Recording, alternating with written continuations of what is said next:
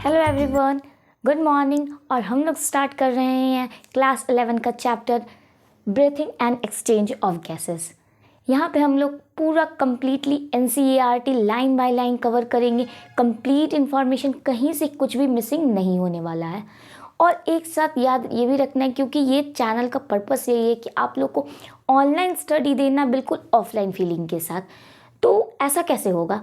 तो ऐसा इस तरह से होगा कि हम यहाँ पे साथ साथ लिखेंगे और आपको भी साथ साथ नोट डाउन करना है। बिल्कुल मेरे साथ पढ़ना है, यही क्लास में सब कुछ लर्न कर लेना है। हर एक चीज़ यहीं पे लर्न करके जाना है। आपको एक अच्छा नोट्स बनाना है, तो अपना अपना नोट्स कॉपी निकाल लीजिए, पेन निकाल लीजिए और साथ में लिखना भी है और सब कुछ कवर करेंगे। NCERT साथ में रख दीजिए। मैंने जितनी भी चीज़ें यहाँ पे पढ़ाऊँगी वो सारा एक एक वर्ड NCERT से पूरा कवर होगा। और अगर कुछ एडिशनल इन्फॉर्मेशन हम करवा रहे हैं तो वो सिर्फ इसलिए, या तो वो नीट में का PYQ है, क्योंकि हम लोग नीट ओरिएंटेड पढ़ रहे हैं। यहाँ पे हम लोग नीट ओरिएंटेड कंप्लीट स्टडी करेंगे, कुछ भी मिसिंग नहीं होगा। इस लेक्चर से बाहर नहीं आने वाला एग्ज़ाम में, तो इसलिए सारा चीज़ कवर हो जाएगा। तो एंड तक देखना है। और breathing and exchange of gases में भी 4 to 5 लेक्चर्स में हम लोग इसे कवर करने वाले हैं। तो स्टार्ट करते हैं हम लोग और देखते हैं। तो आप लोग, इससे पहले हम लोग का एक चैप्टर आता है ह्यूमन फिजियो। जब हम लोग स्टार्ट करते हैं तो पहले हम लोग को ओल्ड NCERT में दिया हुआ है, that is digestion and absorption. उसमें हम लोग खाना को खाते हैं और वो जो फूड रहता है वो सिंपलर फॉर्म में टूटता है, उसका ब्रेक डाउन होता है, तभी ना डाइजेशन होगा। कंप्लीट डाइजेशन हो रहा है तो ग्लूकोज में टूट रहा है, फैटी एसिड में टूट रहा है, अमीनो एसिड में टूट गया। सिंपल फॉर्म में तो आ गया। अब क्या करना है, सेल उसे यूज़ करके उसका ब्रेक डाउन करेगा और हमें क्या देगा, एनर्जी देगा ATP के फॉर्म में। और उसी प्रोसेस से हम लोग का कार्बन डाइऑक्साइड रिलीज होता है। अब ये जो ऑक्सीजन यूज़ कर रहा है तो ऑक्सीजन कहाँ से आएगा सेल के पास, और ये जो कार्बन डाइऑक्साइड वेस्ट बना हम लोग का ब्रेक डाउन होने के बाद, जो कार्बन डाइऑक्साइड का फॉर्मेशन हुआ, वो हमारे बॉडी से बाहर कैसे आएगा। तो यही सब जितना भी टॉपिक है वो हम लोग यहाँ पे कवर करने वाले हैं। रेस्पिरेटरी ऑर्गन्स के बारे में देखेंगे और जैसे जैसे लेक्चर आगे मूव करते जाएगा हम लोग हर कुछ कवर करेंगे। तो स्टार्ट करते हैं हम लोग। तो हम लोग पढ़े थे डाइजेशन एंड एब्जॉर्प्शन में हम लोग पढ़ते हैं। और अभी तो क्योंकि आप लोग का नहीं है ये वाला चैप्टर, तो आप लोग 10th क्लास में डाइजेशन जरूर पढ़े होंगे। तो वहाँ पे हम लोग देखे थे कि हम लोग फूड इनटेक करते हैं और वो किस फॉर्म में टूटता है, सिंपलर फॉर्म में टूटता है। किस फॉर्म में टूटता है, तो ग्लूकोज अमीनो एसिड। अगर प्रोटीन इनटेक कर रहे हैं तो उसका सिंपलर फॉर्म अमीनो एसिड होता है ना, तो अमीनो एसिड या फिर फैटी एसिड होगा। अब ऑक्सीजन का यूटिलाइज्ड करके, ऑक्सीजन यूटिलाइज्ड होगा यहाँ पे, और किस चीज़ का फॉर्मेशन करेगा, ATP का, एनर्जी का फॉर्मेशन करेगा। साथ में कार्बन डाइऑक्साइड रिलीज होगा। अब ऑक्सीजन हमें सेल को चाहिए तो कंटिन्यूसली ऑक्सीजन का सप्लाई है, continuously supplied to the cell. Cell को लगातार ऑक्सीजन चाहिए, continuously supply to the cell. ठीक है। और ये जो कार्बन डाइऑक्साइड है, ये कार्बन डाइऑक्साइड हमारे लिए है हार्मफुल। क्या है, हमारे लिए हार्मफुल है। तो इसे क्या करना है, कंटिन्यूसली रिलीज, क्योंकि अगर ऑक्सीजन कंटिन्यूसली यूज हो रहा है, इसका ब्रेक डाउन हो रहा है, तो कार्बन डाइऑक्साइड का भी तो कंटिन्यूसली प्रोड्यूस हो रहा है, तो उससे भी तो रिलीज करना है सेल से। तो continuously released to the cell, continuously released to the cell। Cell से क्या करेंगे, रिलीज करेंगे। ये जो एक्चुअली जो प्रोसेस हम लिखे हैं, ये इसे ही हम लोग कहते हैं सेल्यूलर रेस्पिरेशन। सेल्यूलर रेस्पिरेशन, ऐसे सेलुलर रेस्पिरेशन यहाँ पे क्योंकि ब्रेक डाउन हो रहा होता है तो हम लोग इसे कैटाबॉलिक रिएक्शन बोलते हैं। वहीं आप रेस्पिरेशन इन प्लांट्स में पढ़ोगे तो वहाँ देखोगे इसे ही रिएक्शन को, ये जो तुम्हारा रेस्पिरेशन है, इसे एम्फीबॉलिक रिएक्शन बोला गया है। तो ऐसे ये क्या है, आपका कैटाबॉलिक रिएक्शन। NCERT में रेस्पिरेशन इन प्लांट में क्या लिखा है स्पेसिफिकली, एम्फीबॉलिक रिएक्शन। तो जब रेस्पिरेशन इन प्लांट पढ़ेंगे तब आपको एक्चुअली में बताएंगे क्यों वहाँ पे एम्फीबॉलिक रिएक्शन बोला गया है इसे। ठीक है, चलिए आगे देखते हैं हम लोग। Now exchange of gases breathing क्या है? Exchange of oxygen, exchange of oxygen from atmosphere, exchange of oxygen from atmosphere and carbon dioxide released या फिर carbon dioxide produced by the cell। इसे क्या कहा है एनसीईआरटी ने? ब्रीथिंग। तो ब्रीथिंग क्या होता है आपका? Exchange of oxygen from atmosphere and carbon dioxide produced by the cell, ये क्या है हमारा? ब्रीथिंग है। कॉमनली रेस्पिरेशन, ये लाइन एग्जैक्टली लिखा हुआ है एनसीईआरटी में, कॉमनली रेस्पिरेशन। ठीक है, ब्रीथिंग एंड रेस्पिरेशन में डिफरेंस होता है। ठीक है, ब्रीथिंग आपका फिजिकल प्रोसेस है, रेस्पिरेशन आपका केमिकल प्रोसेस है। यहाँ पे आपका एक्सचेंज ऑफ गैसेस हो रहा है सिर्फ। यहाँ पे हम लोग रेस्पिरेशन में ब्रेक डाउन होता है, ये जो glucose, amino acid, fatty acid, ये सेलुलर रेस्पिरेशन, तो एक कंप्लीट प्रोसेस में आ गए। लेकिन यहाँ एनसीईआरटी में ये लाइन लिखा हुआ है इंट्रोडक्शन वाला पार्ट में कि exchange of oxygen from atmosphere and carbon dioxide produced by the cell, इसे ब्रीथिंग कह रहे हैं। और कॉमनली हम क्या कह रहे हैं? इसे रेस्पिरेशन कह रहे हैं। ठीक है, आगे मूव करते हैं। अब ये रेस्पिरेशन, एक्सचेंज ऑफ गैसेज जो हो रहा है, तो सारे ऑर्गेनिज्म ये जो एक्सचेंज ऑफ गैसेज हो रहा है, क्या कोई स्पेशल ऑर्गन होगा? जी हाँ, रेस्पिरेटरी ऑर्गन्स उसे बोलते हैं। तो हम लोग देखते हैं कि कौन से एनिमल्स में उसका रेस्पिरेटरी ऑर्गन्स क्या है। ठीक है, तो एक एक करके हम सारा नोट डाउन यहाँ पे करते जाएंगे, आपको लिखना है, तो इसका स्क्रीनशॉट ले लीजिए। ठीक है, तो हम स्टार्टिंग करते हैं रेस्पिरेटरी ऑर्गन्स। नेक्स्ट क्या है हमारा topic? Respiratory organs. Respiratory organs, तो किसी एनिमल्स में उसका रेस्पिरेटरी ऑर्गन्स क्या होगा, ये किस बात पे डिपेंड करता है? तो ये डिपेंड करता है कि उसका हैबिटाट क्या होगा। डिपेंड्स ऑन उसका हैबिटाट क्या है। पहला क्या है कि उसका हैबिटाट क्या है, और दूसरा level of organisation. What are the level of organisation? Level of organisation, तो एक एनिमल का हैबिटाट क्या है और उसका लेवल ऑफ ऑर्गेनाइजेशन है, इस पे डिपेंड करता है कि उसका रेस्पिरेटरी ऑर्गन्स क्या होगा। तो हम एक एक करके बात करते हैं। ठीक है, सबसे पहला है हमारा lower invertebrates. Lower invertebrates, lower invertebrates, lower invertebrates में आपके कौन कौन से आ गए? फाइलम स्पॉन्जेस,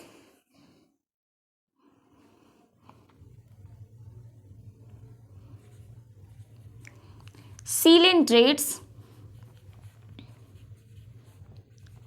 और फ्लैटवर्म्स ETC।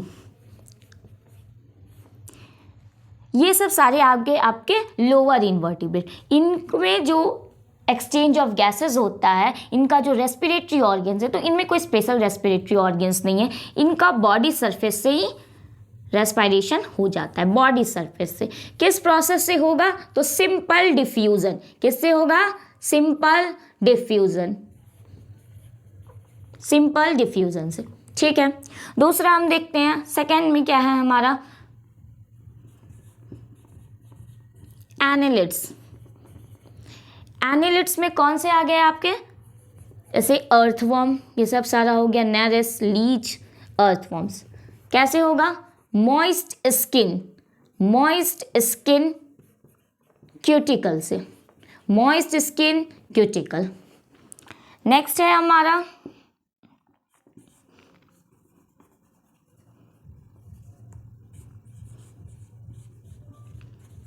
मॉलस्कस। मॉलस्कस से पहले दिया हुआ है आपका क्रस्टेशियन, तो ये लिख लेते हैं, सीरियल वाइज ही फॉलो करते हैं, वही बेस्ट रहेगा। क्रस्टेशिया, क्रस्टेशिया में आगे आपके प्राउन, क्रैब, ये सब सारे। इनमें कैसे होगा आपका रेस्पिरेशन? तो ये होगा क्रस्टेशियन, प्राउन और क्रैब, इसमें होता है आपका ब्रैंकियल गिल्स, किसके थ्रू? ब्रैंकियल गिल्स के थ्रू। फोर्थ है एरेक्निडा, एरेक्निडा, इसमें कैसे होता है रेस्पिरेशन? तो एरेक्निडा में कौन कौन से आ गया? लाइक स्पाइडर, स्कॉर्पियन, ये सब सारे आ गए। कैसे होगा? तो थ्रू बुक लंग्स, किसके थ्रू होगा? बुक लंग्स के थ्रू। ठीक है, नेक्स्ट है हमारा फिफ्थ इंसेक्टा। तो इंसेक्टा में कैसे होता है रेस्पिरेशन? थ्रू ट्रैकियल ट्यूब्स, किसके थ्रू होता है? ट्रैकियल ट्यूब्स के थ्रू। ठीक है, नेक्स्ट है हमारा मॉलस्कस। मॉलस्कस में कैसे होगा? मॉलस्कस में होगा आपका टिनिडियम गिल्स। ठीक है, यहाँ तक लिख लिए होंगे तो हम नेक्स्ट लिखेंगे, स्क्रीनशॉट ले लीजिए आप। ठीक है, आगे देखिए।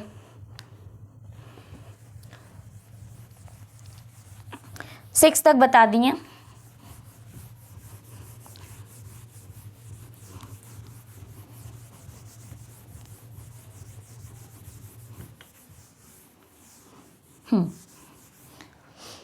अगला देखिए, 6 तक बता दिए थे ना, चलिए 7 में देखते हैं। तो 7 में आ गया आपका Hemichordata, Hemichordata, Urochordata, Urochordata, Cyclostome, Cyclostomata, Cyclostome. उसके बाद पाइसेस, फिश, पाइसेस, ये सब सारे में होते हैं थ्रू गिल्स। किसके थ्रू होंगे? गिल्स के थ्रू। और अगर गिल्स के थ्रू रेस्पिरेशन हो रहा है तब हम उसे कहते हैं ब्रैंकियल रेस्पिरेशन।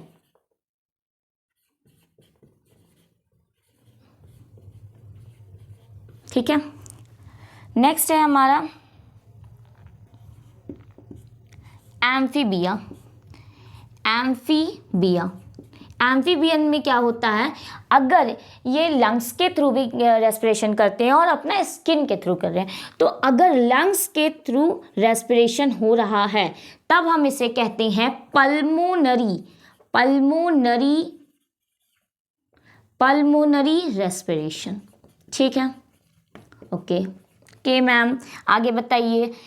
और अगर यही आपका स्किन के थ्रू हो रहा है, स्किन के थ्रू हो रहा है, मॉइस्ट स्किन के थ्रू, तब हम इसे कहेंगे cutaneous, cutaneous respiration, cutaneous respiration. Okay, यहाँ तक लिख लेंगे। आगे हम लोग देखते हैं नेक्स्ट क्या है हमारा एम्फीबियन। इसके बाद देखते हैं, स्क्रीनशॉट ले लीजिए। ओके,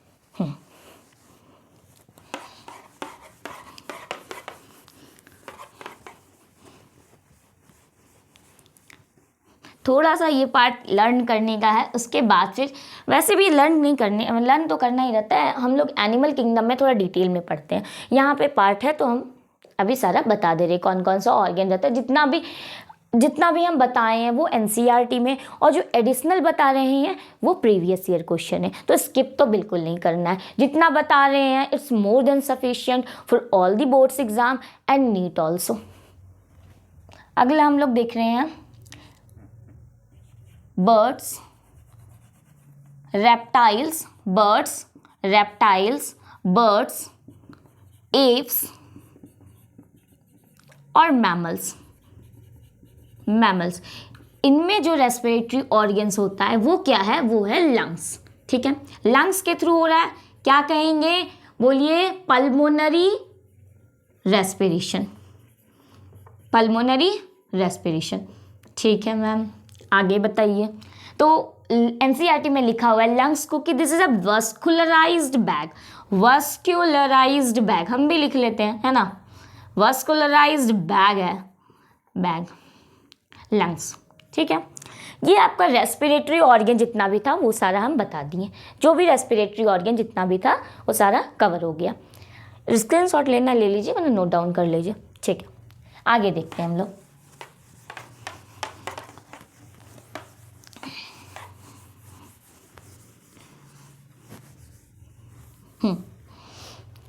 अब बात आता है कि रेस्पिरेटरी ऑर्गन हो गया। अब हम लोग स्टार्ट करते हैं human respiratory system. Human respiratory system, human respiratory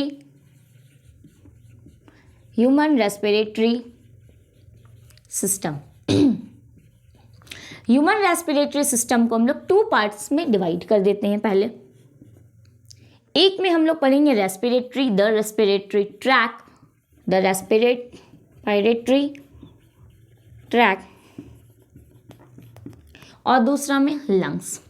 ये 2 पार्ट में हम लोग कवर करेंगे। तो पहले इससे देखेंगे, उसके बाद इसे कवर करने वाले हैं, ठीक है। तो द रेस्पिरेटरी ट्रैक ये तो आज कवर हो जाने वाला है, लंग्स में भी नेक्स्ट लेक्चर में होगा, ठीक है। तो हम लोग रेस्पिरेटरी ट्रैक स्टार्ट करते हैं।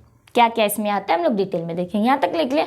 अभी आप लोग क्या करना, अगर मेरे साथ नोट्स बना ले तो एक फुल पेज स्टार्टिंग पेज से लिखना, क्योंकि हम लोग डायग्राम बनाएंगे और उसी में लेबलिंग करेंगे, फ्लो चार्ट में पूरा कंप्लीट करने वाले हैं, ठीक है।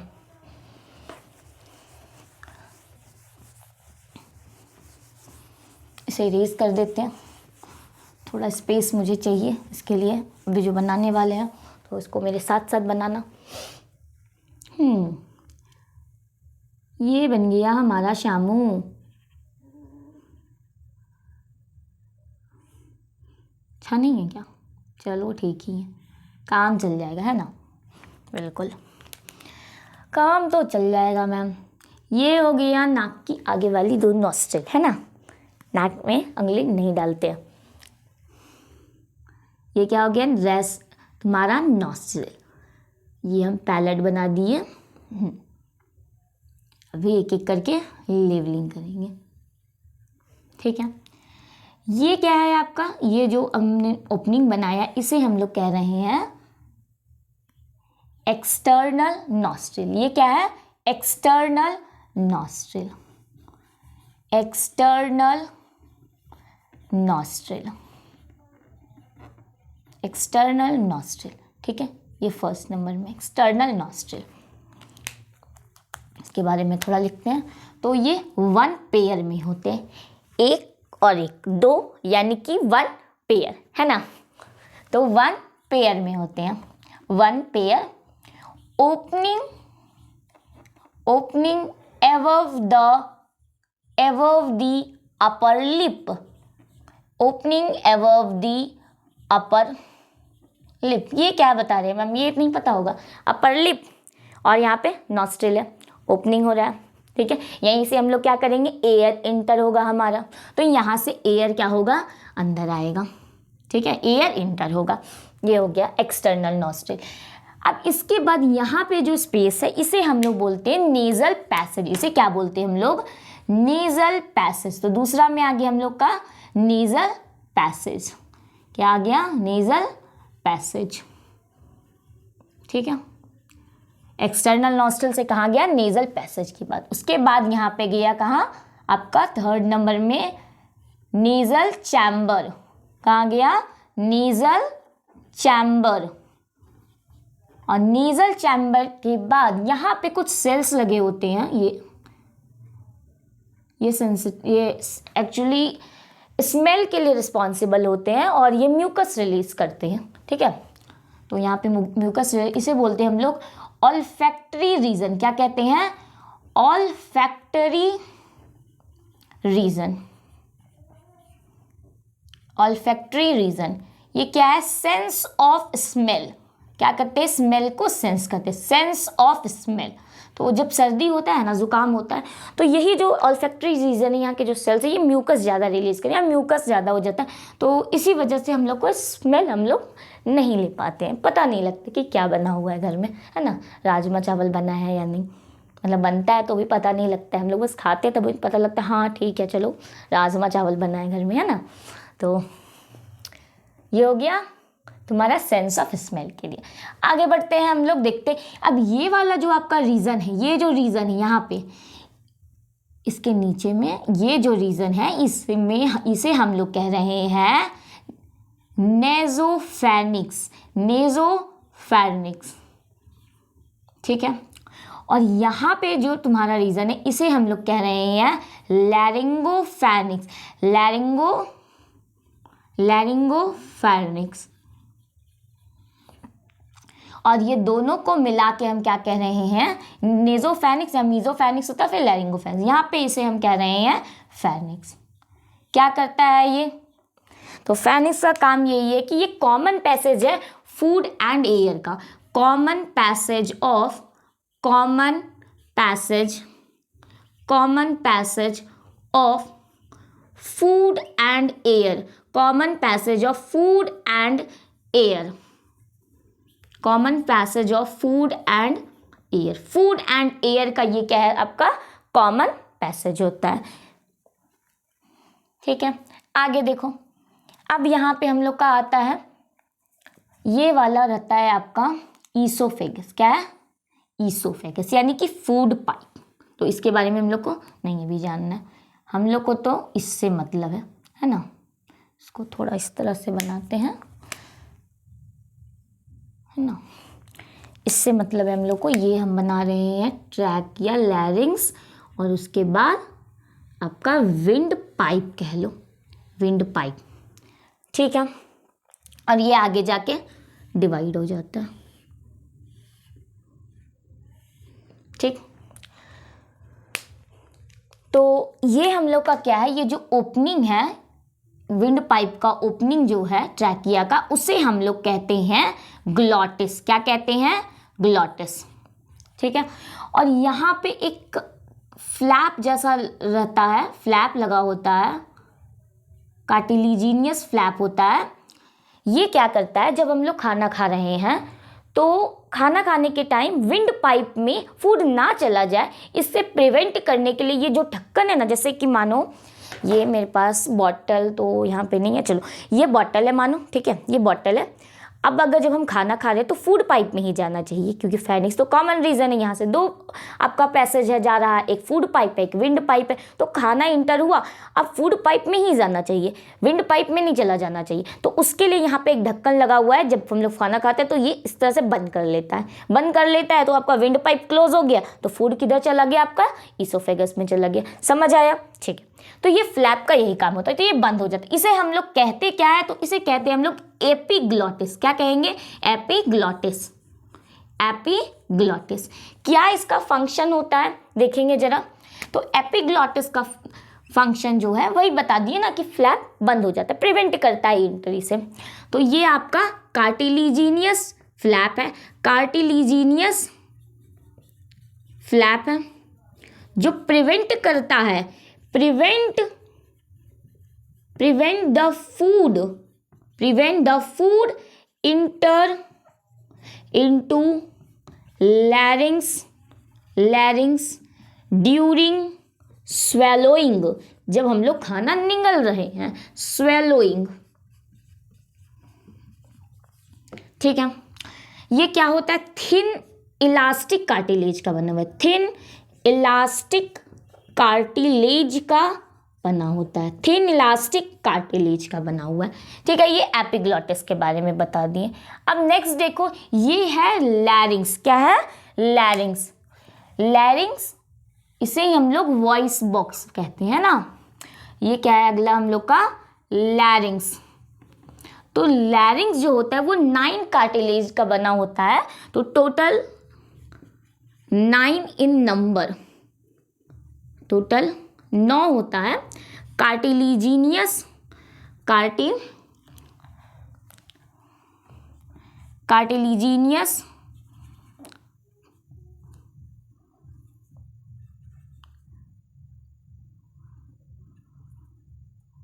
कार्टिलिजीनियस बॉक्स है। साउंड प्रोडक्शन करता है, क्या करता है, साउंड प्रोडक्शन कर रहा है, साउंड प्रोडक्शन।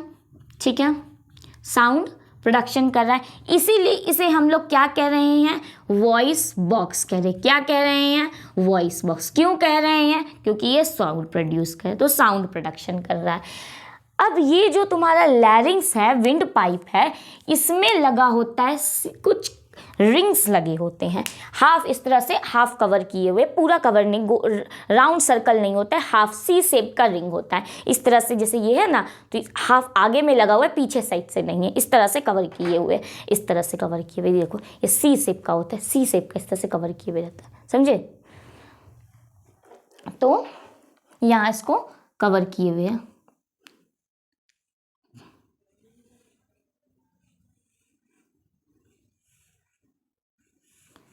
इसे लिखते हैं हम लोग इनकम्प्लीट पोस्टीरियरली, यानी कि पीछे में कवर नहीं होता है।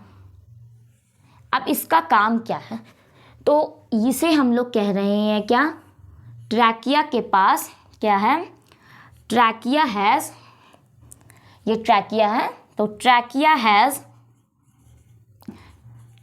Has C shaped cartilaginous ring किस कौन से कार्टिलेज का बना होता है, तो हाइलीन कार्टिलेज का बना होता है। किस कार्टिलेज का, हाइलीन कार्टिलेज का बना होता है। इनकम्प्लीट होता है पोस्टीरियरली, इनकम्प्लीट पोस्टीरियर में इनकम्प्लीट रहता है। ठीक है, क्या करता है ये, prevent collapse of trachea collapse ना हो जाए, इससे प्रिवेंट करता है, प्रिवेंट कोलैप्स ऑफ ट्रैकिया। ठीक है, अगला हम लोग देखते हैं ये, अच्छा ट्रैकिया बता दिया लेकिन यहाँ मेंशन नहीं किया, ये ट्रैकिया है। ठीक है, ये क्या है आपका, trachea, this is trachea. Trachea के बारे में क्या बताते हैं कि ये स्ट्रेट ट्यूब है। क्या है, ट्रैकिया को ही हम लोग विंड पाइप भी बोलते हैं, तो ये भी लिख लो, विंड पाइप कहते हैं। This is a straight tube, क्या है आपका, स्ट्रेट ट्यूब है, straight tube x tends widely mid thoracic cavity, mid thoracic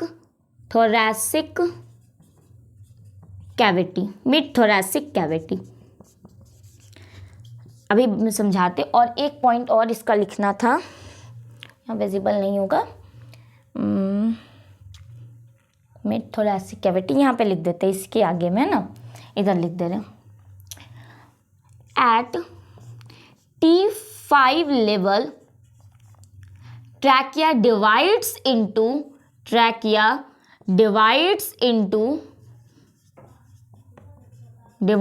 into two primary bronchi। अभी डिटेल में हम लोग लिखेंगे इस टॉपिक को। तो अच्छा, क्या हम बोले, सो देखिएगा कि जो आपका ट्रैकिया होता है, अगर हम वर्टिब्रल कॉलम का बात करते हैं, तो ये ऊपर से C7 में, ये देखिए यहाँ C7 तक आपका हो जाता है सर्वाइकल वर्टिब्रा। उसके बाद आपका थोरैसिक वर्टिब्रा शुरू हो जाता है, जो कि 5 होता है, आपका T12 होता है। ठीक है, टोटल कितना होता है, T12। तो T5 रीजन में थोरैसिक आपका वर्टिब्रा का T5 रीजन में जाके ये क्या करता है, डिवाइड करता है, ये ट्रैकिया डिवाइड कर जाता है। तो थोरैसिक वर्टिब्रे के 5th रीजन में आते ही ये डिवाइड कर जाता है, T5 रीजन में ये क्या करेगा, डिवाइड कर जाएगा 2 प्राइमरी ब्रोंकाई में। किस में डिवाइड कर जाएगा, 2 प्राइमरी ब्रोंकाई में। ये बहुत ज़्यादा इंपॉर्टेंट है, कई बार क्वेश्चन पूछा हुआ है ये, कि T5 रीजन में, T5 लेवल में जो ट्रैकिया है वो डिवाइड कर जाता है प्राइमरी ब्रोंकाई में। तो ये इंपॉर्टेंट पार्ट है। ठीक है, तो इसको पूरा नोट डाउन कर लीजिए, स्क्रीनशॉट लेना है तो ले लीजिए, हम साइड हो जाते हैं। ठीक है, ले लिए, इरेज करते हैं।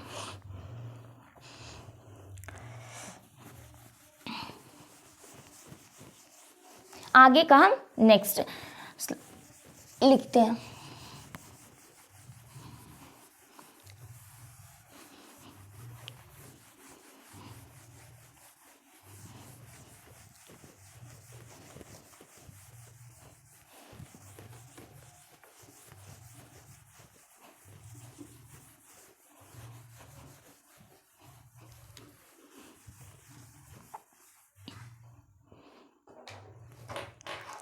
आगे देखिएगा, ये हमने बनाया था ट्रैकिया। ठीक है, और ये जाके आगे डिवाइड हो जा रहा था, बोलते T5 रीजन में डिवाइड हो जाएगा ट्रैकिया 2 प्राइमरी ब्रोंकाई में। ठीक है, तो ये है हमारा ट्रैकिया, और ये किस में डिवाइड हो गया, 2 प्राइमरी ब्रोंकाई में, 2 primary bronchi, two primary bronchi, right and left primary bronchi, right and left enters into lungs में क्या करेंगे, इंटर कर जाएंगे। ठीक है, ये हम बता दिए, थोड़ा ये हम बना दिए लंग्स, एक साइड बना रहे हैं, जैसा इधर होगा वैसा ही उधर होगा। तो ये जो प्राइमरी ब्रोंकाई रहता है ये आगे जाके डिवीजन करता है, आगे जाके डिवाइड करता है। ठीक है, पहले बार डिवीजन हुआ तो इसे हम लोग बोलते हैं प्राइमरी, ये आपका हो गया प्राइमरी ब्रोंकाई। अब यहाँ जो रिवीजन हो रहा है दूसरी बार होता है तो इसे कहेंगे हम लोग सेकेंडरी ब्रोंकाई। ठीक है, उसके बाद कहते हैं टर्सरी ब्रोंकाई, अगला बार डिवीजन होगा, इस तरह जाके आगे और जाके डिवीजन होता है, डिवाइड करता है, तब हम इसे कहेंगे टर्सरी ब्रोंकाई। ठीक है, तो लिख देते हैं प्राइमरी ब्रोंकाई के बाद क्या होगा, डिवीजन होके बनेगा सेकेंडरी ब्रोंकाई, सेकेंडरी ब्रोंकाई। उसके बाद सेकेंडरी के बाद टर्शरी ब्रोंकाई, टर्शरी ब्रोंकाई के बाद क्वार्टिनरी नहीं होगा, अब होगा आपका इनिशियल ब्रोंकियोल्स। क्या कहेंगे, इनिशियल ब्रोंकियोल्स, इनिशियल ब्रोंकियोल्स। और इसी तरह से आगे और डिवीजन होगा, लास्टली क्या है कहेंगे हम लोग, टर्मिनल ब्रोंकियोल्स। क्या कहेंगे, टर्मिनल ब्रोंकियोल्स, ठीक है। उसके बाद आगे होता है आपका रेस्पायरेटरी ब्रोंकियोल्स,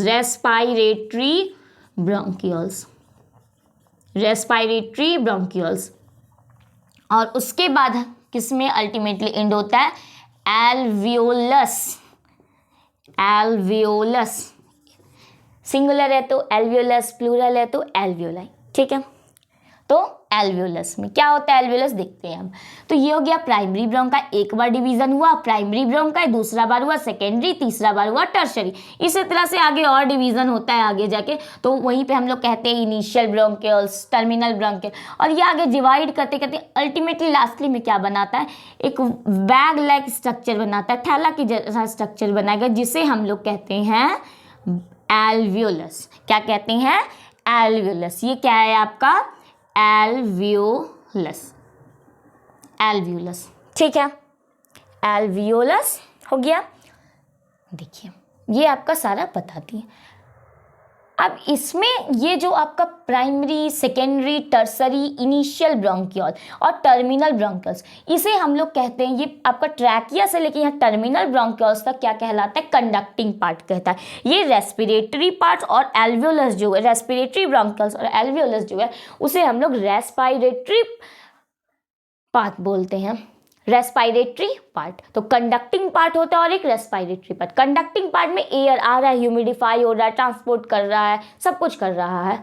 लेकिन रेस्पायरेटरी पार्ट में क्या होता है, एक्सचेंज होता है गैसेस का। तो हम लोग आगे देखते हैं, यहाँ तक नोट डाउन कर लिए होंगे। तो कुछ एल्वियोलस के बारे में कुछ पॉइंट लिखना था, तो एल्वियोलस के बारे में हम यहीं पर लिख लेते हैं। तो एल्वियोलस के बारे में लिखना था, एक काम करते, चलो यहीं पे लिख लेते। तो एल्वियोलस के बारे में क्या है इंपॉर्टेंट पार्ट, चलो नेक्स्ट स्लाइड में लिख के ज़्यादा बेटर रहेगा ना, थोड़ा साफ साफ रहना चाहिए। तो इसको नोट डाउन कर लो। ठीक है, चलो।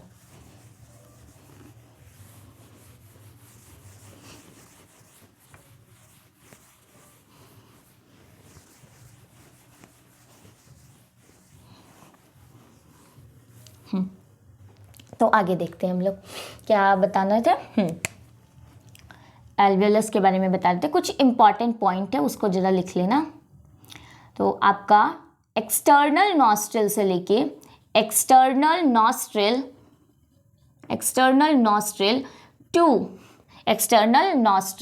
टू टर्मिनल ब्रोंकियोल्स तक हम लोग क्या कहते हैं, इसे कंडक्टिंग पार्ट। क्या कहते हैं, कंडक्टिंग पार्ट। ठीक है, और दूसरा पॉइंट ये है कि ट्रैकिया, इससे पहले एक ये लिख लो, रेस्पिरेटरी पार्ट किसे, ये कंडक्टिंग पार्ट हुआ ना, रेस्पिरेटरी पार्ट किसे कहते हैं, रेस्पिरेटरी पार्ट किसे कहेंगे हम लोग, रेस्पिरेटरी पार्ट हम लोग कहते हैं respiratory bronchioles, respiratory bronchioles, respiratory bronchioles to alveoli या एल्वियोलस तक, इसे क्या कहेंगे हम लोग, रेस्पिरेटरी पार्ट। एक और बात जो हम बताएं, the C shaped hyaline cartilage, C shaped hyaline cartilage जो हम बताए थे वो कहाँ तक प्रेजेंट रहता है, क्या ट्रैकिया में ही सिर्फ रहता है, प्राइमरी सेकेंडरी टर्सरी ब्रोंकियल्स में नहीं रहता है, तो हाँ रहता है, कहाँ तक रहता है देख लो। ये इंपॉर्टेंट पार्ट भी है कि वो जो कार्टिलेजिनियस रिंग बनाए थे हम, सी shaped cartilaginous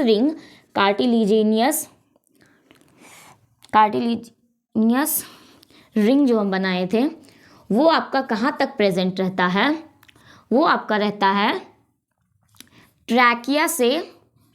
trachea to initial bronchioles तक, इनिशियल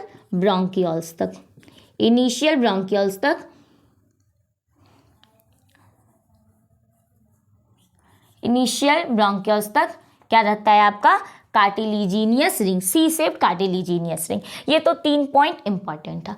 अब कुछ हम लोग एल्वियोलस के बारे में बात कर लेते हैं, कुछ उसका मेन पॉइंट्स क्या क्या है, तो ये लिख लीजिए, नोट डाउन हो गया, ठीक है।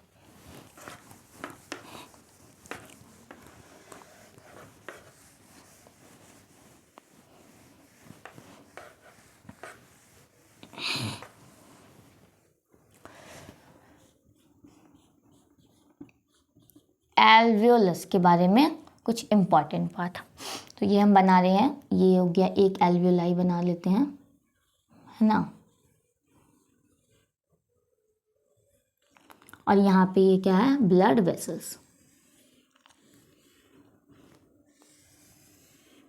ये ब्लड वेसल्स बना लिए, ठीक है बना लिए। आगे क्या करें, तो ब्लड में जितना भी डीऑक्सीजनेटेड ब्लड रहता है वो हार्ट पंप करके किसके पास भेजता है, लंग्स के पास ही भेजता है, और यही लंग्स में क्या रहता है, ये जो ब्लड कैपिलरीज लेके आ रहे हैं ना डीऑक्सीजनेटेड ब्लड, तो यहाँ से जो डीऑक्सीजनेटेड ब्लड है उससे कार्बन डाइऑक्साइड एल्वियोलस में चल जाता है और एल्वियोलस से एयर में चला गया, और जो तुम्हारे एल्वियोलस में एयर हम बाहर से लिए हैं उसमें ऑक्सीजन हो, वो ऑक्सीजन आ जाता है आपका ब्लड कैपिलरीज में, और फिर ये ऑक्सीजनेटेड ब्लड दोबारा हार्ट में भेजा जाता है और वहाँ से फिर पूरे बॉडी पार्ट्स में चला जाता है, बॉडी टिश्यूज में चले जाते हैं, समझे, तो यही होता है। तो ब्लड वेसल्स में जितने भी कार्बन डाइऑक्साइड है वो डिफ्यूजन के थ्रू आपके एल्वियोलस में आ गए, और ये क्या करेगा, ये एयर में बाहर कर देगा, और एयर से ऑक्सीजन अंदर आएगा और डिफ्यूजन के थ्रू ब्लड कैपिलरीज में चला जाएगा। ये क्या है आपका, ये है ब्लड कैपिलरी, हम बनाए हैं ब्लड कैपिलरी। तो एल्वियोलस के पास, क्योंकि यहाँ पे ये जो डिफ्यूजन कराना है ब्लड कैपिलरी से, तो इसी वजह से यहाँ पे क्या होगा, ब्लड वेसल्स बहुत ज़्यादा होंगे, तो इसे हम लोग कहते हैं वास्कुलराइज्ड बैग, इसीलिए कहा जाता है इसे हम लोग vascularized bag like structure, vascularized bag like structure है, वेरी थिन वॉल, कैसा, इसका जो वॉल्स है वो बहुत ही थिन है, वेरी थिन वॉल, और हम लोग जानते हैं किससे बना हुआ है, सिंपल स्क्वैमस एपिथेलियम, किससे बना होता है, सिंपल स्क्वैमस एपिथेलियम, क्योंकि सिंपल स्क्वैमस एपिथेलियम से ही आपका क्या होता है, डिफ्यूजन आराम से हो जाएगा, सिंपल स्क्वैमस एपिथेलियम, ठीक है। और एल्वियोलस को हम लोग structural and functional unit of respiratory system कहते हैं, एल्वियोलस को ही हम लोग क्या कहते हैं, structural and functional unit of respiratory system, structural and functional unit of respiratory system, functional unit of respiratory system, ठीक है, ये सारा बात हम लिख दिए, जो भी इंपॉर्टेंट बात था हम सारा मेंशन कर दिए। तो स्क्रीनशॉट लेना तो ले सकते हो। ठीक है, ये स्क्वैमस एपिथेलियम का बना होता है। ये देखो पतला टाइल्स की तरह स्ट्रक्चर होता है, बिल्कुल फ्लैट जैसा, तो आराम से डिफ्यूजन हो जाएगा। समझे? हो गया। ठीक है, अब एक पार्ट हम लोग का बचा है, function of conducting part. Conducting part का क्या क्या मेन फंक्शंस है वो जरा हम देख लेते हैं।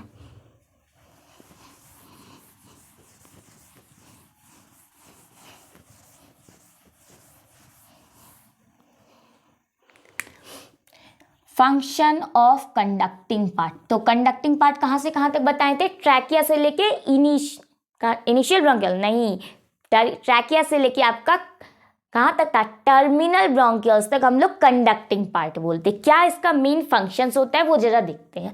Functions of conducting part, functions of conducting part. तो कंडक्टिंग पार्ट कहाँ से कहाँ तक हम बताएं? Trachea to terminal bronchioles. क्या फंक्शन होता है? तो पहला तो ये है कि ये क्या कर रहा है? ट्रांसपोर्ट कर रहा है, ट्रांसपोर्ट ऑफ गैसेस फ्रॉम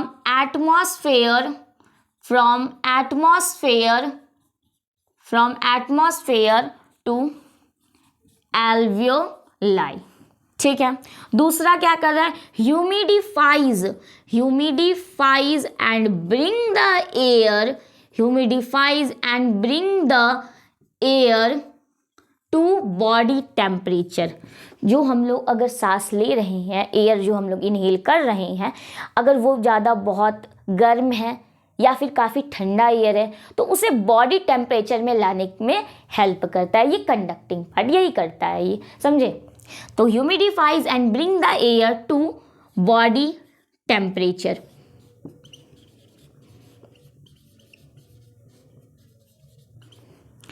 अगला है हमारा clears the air from foreign particles.